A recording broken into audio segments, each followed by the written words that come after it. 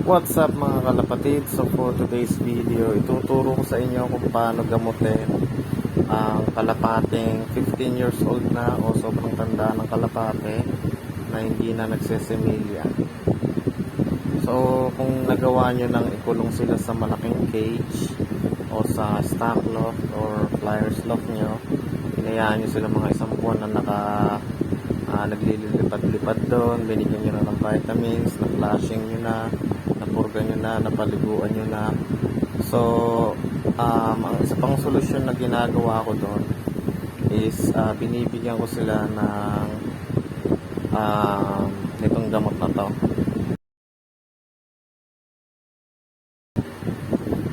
Tapos,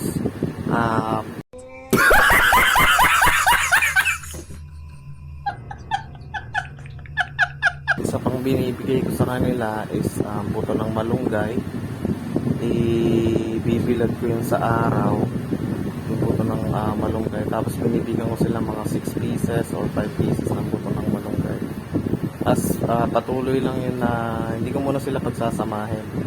Patuloy lang sila na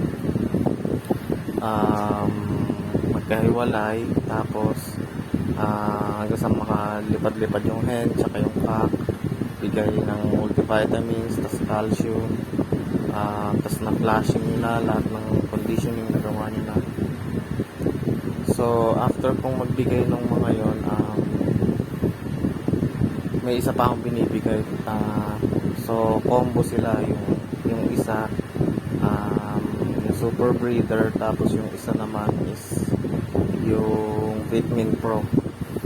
So sa umaga pagkakain sila, binibigyan ko sila ng super breeder, tapos yung isa binibigay ko sa hapon. So para mas makondisyon yung kalapate kasi kailangan nila ng vitamins sa katawan. Tapos kailangan hindi sila nasa single cage o nasa maliit na cage lang, para yung cock at hen nakakalipad-lipad. So importante na yung mga breeders natin napapaliguan ng maayos, tapos nakakalipad-lipad para hindi sila tumataba. Kumbaga yung katawan nila laging kondisyon. So sana makatulong tong video na to sa ginagamit kong para mapagsimilya pa yung mga importante to, especially sa mga naghahabol ng mga gagawing stock birds o kaya gagawing mga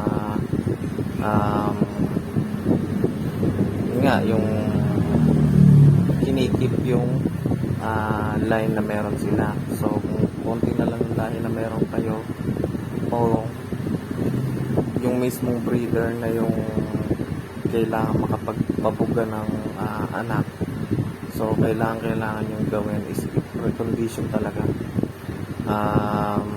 Natutunan ko tong trick na to sa panonood din kay Freeway Love TV. So napanood ko siya. So ang ginawa niya, binigyan niya ng buto ng malunggay yung kalapate para magsimilya. So may iba pa siyang ginagamit or may iba pa siyang way na ginagamit sa pagpapasimilya ng kalapate. Pero dun sa may sinabi niya na ilagay sa malaking loft tas nakakalipad-lipad, i-recondition yung kalapate, yun, malaking tulong yun para yung taba ng kalapate is mawala. Tapos yung isa pa, nagamot sa matatandang kalapate na hindi nagsisimilya. Kung mapapansin nyo yung puwetan ng kalapate, meron silang mga balahibo sa may puwetan. So gugupitan nyo yun kasi minsan masyado na makapal yung balahibo nila sa puwetan. So kailangan nyo tanggalin para makapag-contact sila ng maayos ng partner niya.